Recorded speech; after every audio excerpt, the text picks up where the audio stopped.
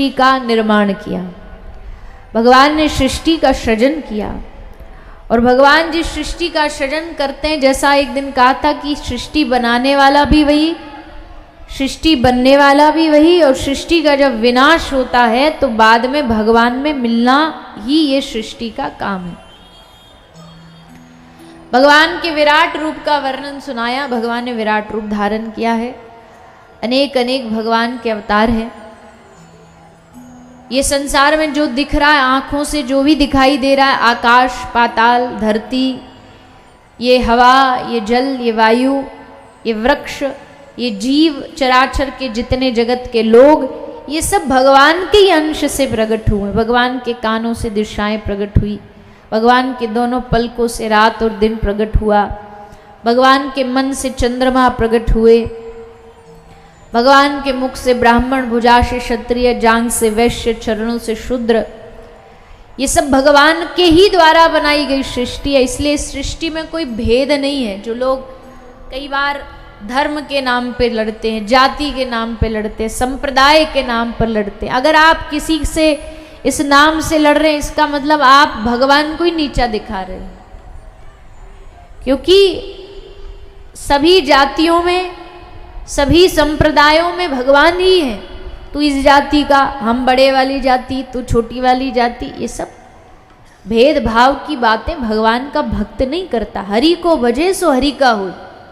असल जाति उसकी निम्न है, शूद्र वो है जो भगवान का भजन नहीं करता। और अगर कोई शूद्र जाति का होके भी भगवान का भजन कर रहा है तो वो किसी संत महात्मा से कम नहीं है। श्री हरिदास ठाकुर को श्री चैतन्य महाप्रभु अपनी गोद में उठा कर के पूरी यात्रा निकाल करके लेकर के गए मृत्यु के उपरांत। उन्होंने नहीं सोचा कि ये यवन कुल का है, मैं भगवान का अवतार हूँ। भगवान को भजने वाला पूजनीय होता है। जाति पाति के नाम पे जो इतना झगड़ा, इतना अधर्म बढ़ रहा है, धर्म के नाम पर झगड़ा इतना बढ़ रहा है, हाँ अपने से बड़ा कुछ भी नहीं, ये बात सही है। जैसा हमने कहा कि एक भगवान, उनको एक को दिल दो, हमारे जो हैं वो सबसे ऊपर, उनसे ऊपर कोई नहीं। पर दूसरे को हम नीचा दिखाएं ये अधिकार हमको नहीं है। दूसरे को हम गाली दें, अब शब्द दें, ये अधिकार हमको नहीं है। किसी ने नहीं दिया भगवान को ये अधिकार। सब इस दुनिया में, सब जीव, सब जाति पाति, ये सब भगवान के द्वारा बनाई गई है। तो उसमें फिर भेदभाव काहे का? हम इसको नहीं छुएंगे। हाँ, जो आदमी गलत काम करता है उसको मत छुओ। जो अच्छे कुल में जन्म लेके भी मांस खा रहा है, उसके घर जाकर के तुम उसका कुल देख के बस भोजन कर ले रहे हो। क्यों? क्योंकि बड़े जाति का है, खा रहा है वो मांस मदिरा, शराब पी रहा है। कैसी ऊंची जाति, कर्म उसके एकदम निम्न जाति के। तो भगवान को भजने वाला चाहे कोई भी हो, शास्त्रों में लिखा, अरे हमारे इस सनातन धर्म में तो जो ऐसा भी उदाहरण है जहां वैश्या भी भगवान को भजती है तो उसको भी जाकर के साधु प्रणाम करते हैं। तू भगवान का भजन कर रही है।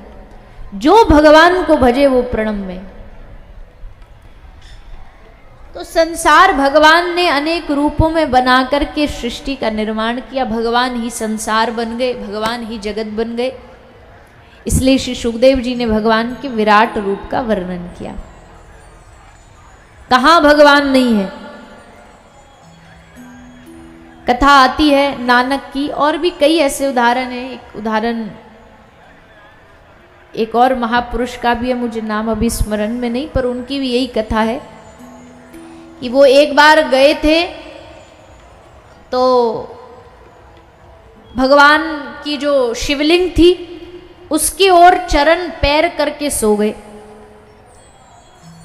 अब किसी ने देखा तो देख करके कहा, रे तू वैसे तो बाबा जी है, साधु का वेश है, और वैसे तुझे इतनी भी नहीं पता कि भगवान की ओर पाँव नहीं करते। तो उन्होंने मुस्कुरा करके कहा कि एक काम कर, जहां भगवान नहीं है मेरे पैर उधर कर दे। अगर तुझे लगता है कि यहां भगवान है तो जहां नहीं है मेरे पांव उधर कर दे। तो तो उसने कहा लो, उसने पैर पकड़े और दूसरी तरफ घुमाया, और कहते जैसे उसने दूसरी तरफ घुमाया तो शिवालय का मुख भी उधर ही घूम गया जिस तरफ उनके चरण गए। फिर उसने दूसरी तरफ घुमाया, फिर शिवलिंग घूमता घूमता वहीं आ गया।